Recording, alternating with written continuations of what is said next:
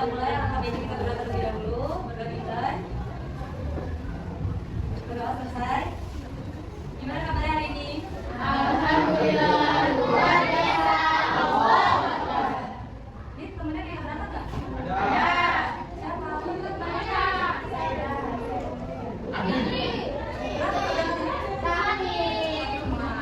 Jadi kita doain temennya selalu cepat sembuh ya. Sebelum kita masuk ke materi pada siang hari ini, kakak ada video. Nanti kalian simak. Terus tadi kalau misalnya ditanya bisa jawab ya. Iya kan?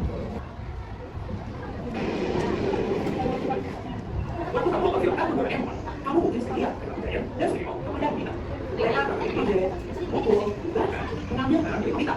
Dalam kehidupan nyata, perilaku seperti itu dikenal dengan julukan perundungan atau konsekuensinya bullying. Bullying atau perundungan biasanya dilakukan oleh seseorang atau sekelompok orang untuk membuat tidak terkait teman. Sebab di sini bisa dari fisik, status sosial, pembelaan. Contohnya ada kayak jaring yang memiliki berlipat besar kepada wanita yang fisiknya lebih kecil dan lemah. Tapi bukan berarti orang yang itu saling yang bullyingnya. Ada faktor lain yang membuat seseorang terbully. Misalnya, sifat bullying itu merupakan konten kekerasan di badannya. Atau sifat bullying harus diakui oleh circle permasalahannya ketika dia bully orang lain. Kalau tidak ada bentuknya, bullying ini bisa bermacam kok. Di antaranya ada sifat bullying yang hukum, verbal bullying yang pendek, dan sosial bullying yang menyebabkan gosip. Yang paling baru dan paling banyak yang saat ini adalah cyber bullying atau yang bullying di internet dan di sosial. Misalnya ada catcalling. Bullying seperti ini tidak memandang berkuat karena pelaku bullying selalu memiliki informasinya. Padahal perilaku bullying ini bukan seperti organ, bukan hanya fisik, tapi juga psikis, panjang-panjang, dan mengalami gangguan kecemasan, tidak terjadi, bahkan dari depresi. Bukan hanya dari organ, tapi juga dari pelaku bullying. Karena tidak jarang si pelaku juga sering si organ amat bullying. Kalau sudah seperti itu, kasus bullying dan proses tidak pada akhirnya. Maka dari itu, mari kita hentikan bullying yang ada di sekitar kita. Karena alasannya, perilaku bullying itu bukan hanya bullying. Ayo kita bullying saling menyayangi dan kasih. Atau gimana? Dan kalau kita di sini selalu ada karena kasus panas dari sang manusia. Sekian dulu video ini. Tadi kan sudah menonton video. Nah, tadi materinya apa coba? Bullying. Perundungan. Nah, terus apa sih bullying itu? Ejek, merundung. Merundung apa? Merundungan. Terus? Seolah-olah.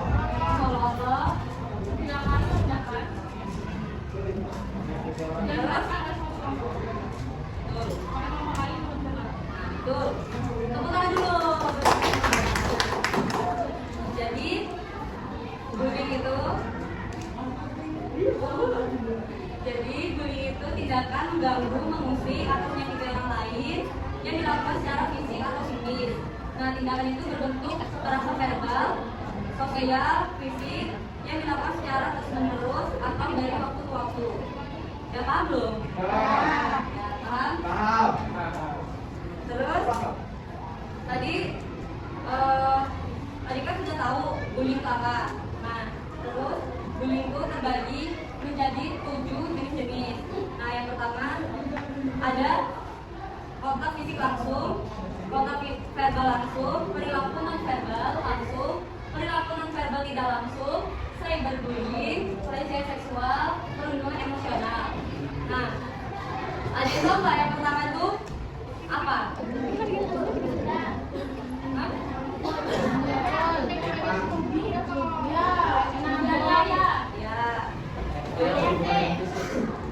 Nah, pokoknya itu perilaku bullying yang berhubungan dengan fisik. Nah, itu contohnya itu mencubit, misalkan menjambak, terus mendorong. Ada nggak yang sering kayak gitu? Ada. Nah, itu termasuk dalam perilaku bullying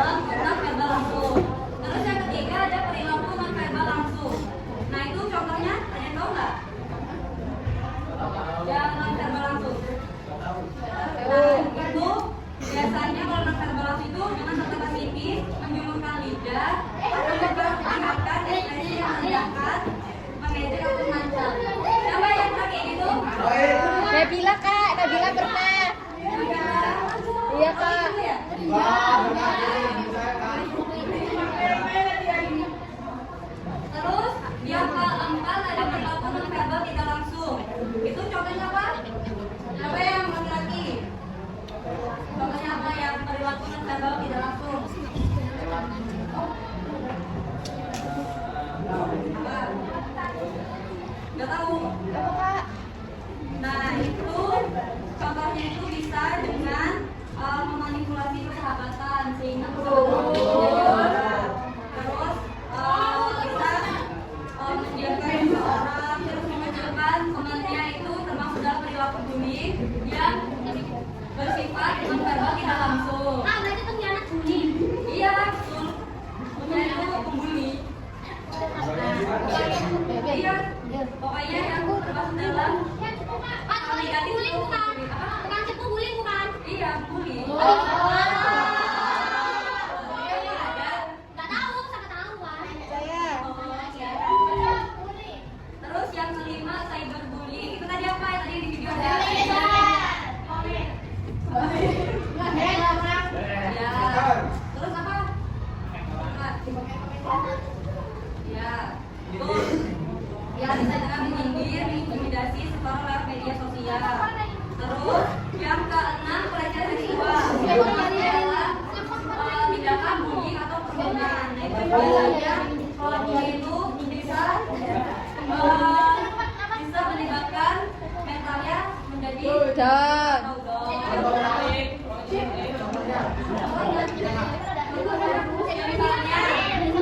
Misalnya nih, contohnya ya, misalnya kalian Catcalling ya kak? Catcalling itu masuk ke pelecehan seksual ya nggak? itu masuk dalam pelecehan seksual.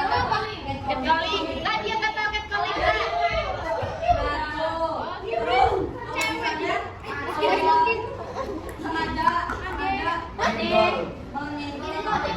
memegang, itu masuk ke dalam Bullying nih, jangan dia dan dia. kasihan loh. Terus yang ketujuh ada perundungan emosional, ada tau nggak? Perundungan emosional. Ya bisa. Itu tuh biasanya pembuli itu maunya apa yang enggak. Oh misalnya ini membosi kalau misalnya dia iya tapi yang bosnya itu yang pembuli. Kalau misalnya itu enggak sesuai dengan harapan pembuli ini, nah itu bisa juga ya itu juga bisa masuk ke dalam bullying. Terus itu bisa menyebabkan gangguan mental. Si pelakunya itu bisa memiliki rasa takut, cemas, terus tidak nyaman gitu. Kurang pendiam ya, Kak? Ada yang ditanyakan sampai sini? Udah? Gampang ya? Nanti kalau udah bisa? Bisa. Nah, terus lanjut ya. Terus dampak dari bullying. Nah, bullying ini memiliki dua dampak. Dampaknya terhadap pelaku dan dari korban. Nah, yang dari korban ini ada fisik, terus gangguan mental, terus akademik, lalu gangguan hubungan sosial dan penurunan kualitas hidup. Nah, itu kan muka-muka itu nggak boleh ya. Nggak boleh, Pak. Terus yang fisik ini, contohnya itu korban memiliki penyakit yang beragam, terus gangguan kesehatan dan mental, psikis. Misalnya kalau sakit kesehatan itu sakit kepala, nyeri otot,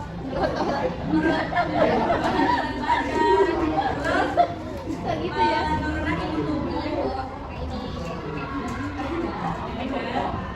Terus yang kedua ada gangguan mental. Nah itu juga korban ini pasti memiliki gangguan mental. Misalnya dia tidak mau bersosialisasi dengan teman-temannya atau orang lain. Ada tak temannya yang tidak mau bersosialisasi? Ada.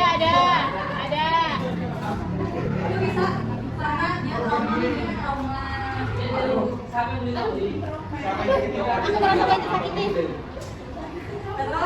yang ketiga ada akademik.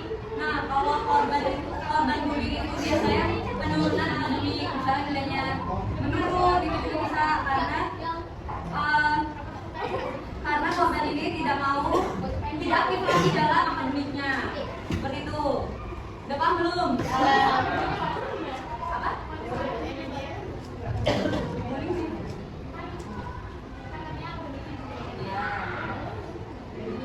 Ya itu kan dong. Itu sih. Maksudnya ini itu tidak ada konsekuensi yang menaruh dia tidak buat dia trauma gitu loh. Nah, kalau dia trauma pasti akan buruk, tidak mau sekolah gitu loh. Nah, terus yang D, gangguan emosi sosial. Itu apa biasanya? Ada yang tahu nggak?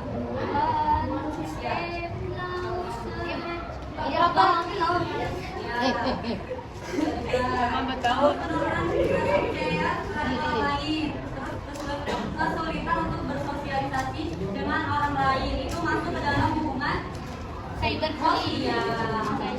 Terus yang terakhir, penurunan kualitas hidup, itu biasanya korban mengalami, ada yang tahu?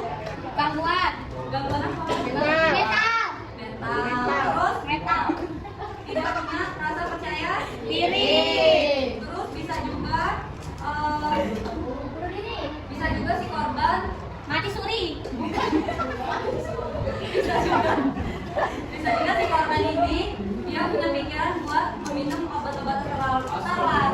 Karena dia batiran nggak boleh ya. Tawa kak, biasanya tawa kalau habis putus minum. Itu bukan.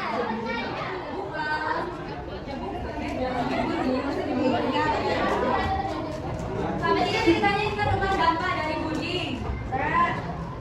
Cukup.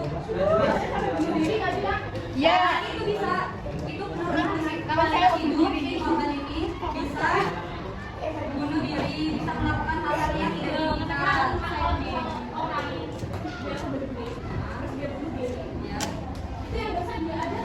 Kamu mati syahid kamu nak. Mati syahid kamu nak.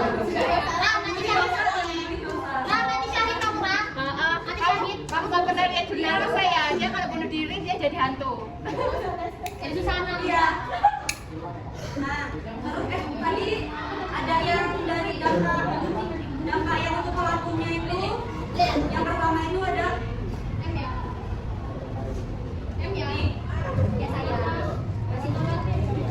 baca yang kedua tadi, apa baca yang kedua?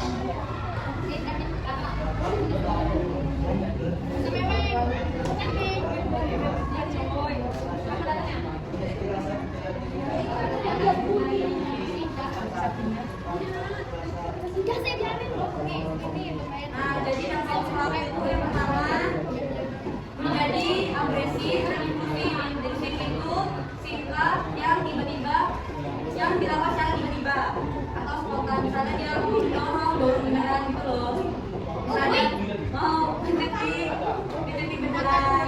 Nah, terus memiliki rasa percaya diri yang sangat tinggi. Jadi yang pelaku, yang menjadi tinggi gitu loh. Rasa dia tinggi. Terus tidak takut untuk melakukan kekerasan. Jadi si pembuli ini tidak takut akan hal-hal yang merugikan bagi dirinya. Terus berwatak keras. Yang suka marah-marah, siapa yang suka marah-marah? Sampai mengganggu ke pembulian ya. Terus yang terakhir, materi yang terakhir ada cara mencegah bullying. Nah, cara mencegah bullying itu dibagi menjadi 3. Yang pertama mencegah melalui anak, yang kedua pencegahan dari keluarga, yang ketiga pencegahan di sekolah. Nah, pencegahan yang melalui anak ini, yang pertama orang tua bisa meminta anak untuk selalu terbuka dan mengobrol untuk hal-hal yang terjadi. Misalkan anaknya sekolah dari pagi sampai sore, nah itu bisa bercerita tentang apapun ke ibunya, jadi harus terbuka. Terus yang kedua, anaknya diajarkan untuk bersosialisasi dengan orang tua, maksudnya orang yang lebih tua, agar anaknya bisa dilindungi dengan orang yang lebih tua itu. Tuh, sosialisasi Terus yang ketiga, ajarkan anak untuk memilih kelompok bermain yang tepat. Jadi kalau misalnya yang negatif itu pasti akan negatif, yang positif ke positif. Jadi harus yang ke positif agar tidak terjadi penyimpangan. Terus yang kedua itu pencegahan dari keluarga. Ada yang tahu nggak? Kalau misalnya ada yang misalnya kita dibully, terus keluarganya ngapain? Hah?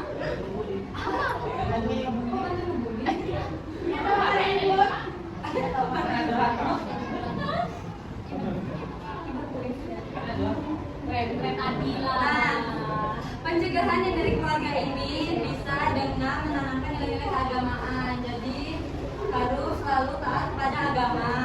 Terus yang kedua, bangunkan rasa percaya diri pada anak. Terus yang ketiga, jangan ragu untuk memberi teguran atas kesalahan yang anak itu buat. Terus pupuk rasa keberanian. Jadi dari situ anak itu mulai terbentuk perilaku dan sikapnya agar tercegah dari membuli dan dibully.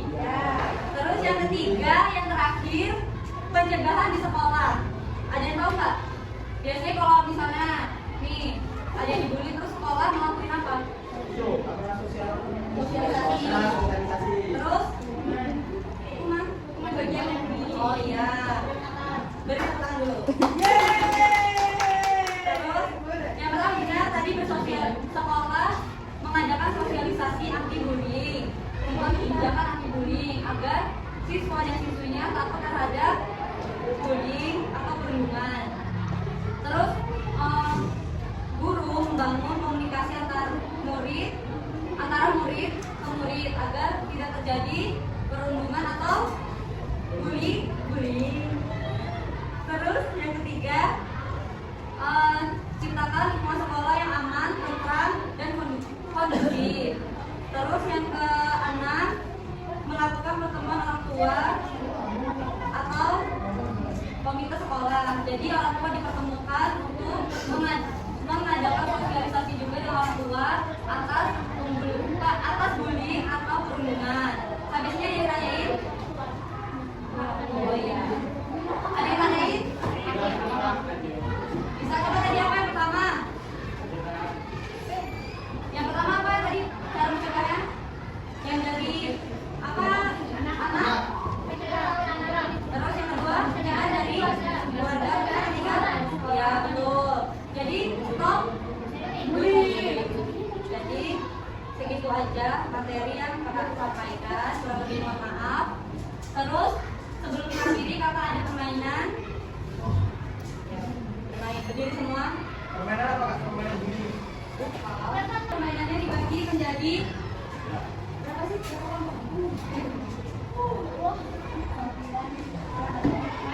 Jadi permainan ini mencari kata ini. Nah, terus ini kan dari bagi kelompok ya, jadi 5 kelompok. Lalu nanti kakak itu 1 sampai 5. Nah, misalnya Fadil ya, Fadil kan pertama. Terus nanti kalau misalnya 1 sampai 5 nggak bisa, Fadil belakang. Terus nanti diganti lagi gitu ya. Sampai nanti waktunya dikasih 5 menit. Berapa nih? 1 menit ya. Iya, yang paling banyak itu ya. Nah, nanti ada sedikit. Ya ada rumahnya. Ya. Jadi apa belum? Nah, terus kata-katanya ini tadi dari materi ya kita sampaikan. Enggak, tadi kita sampaikan. Ya. Jadi kalau ada satu terus balik belakang dari belakang ini sebenarnya udah apa? Biar adil ya. Bisa ya? Ayo, balik dulu, baca kaki ya dulu.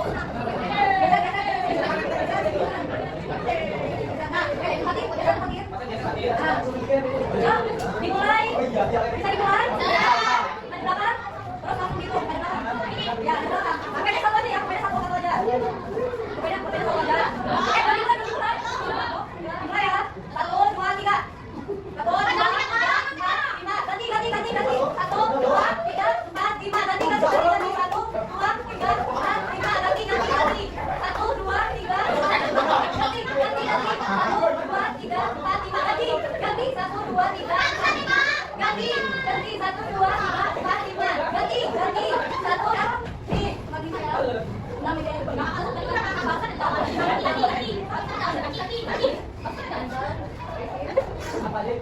Nah, jadi kesimpulan dari materi tadi,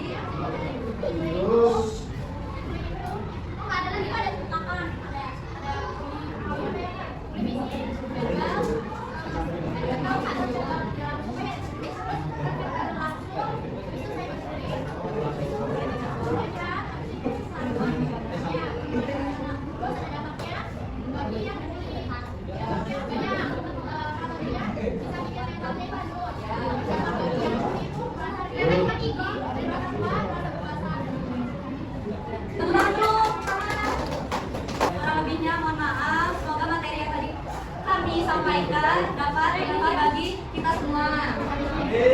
Sebelum kita tutup acara ini, kita berdoa terlebih dahulu. Berdoa dimulai. Berdoa selesai.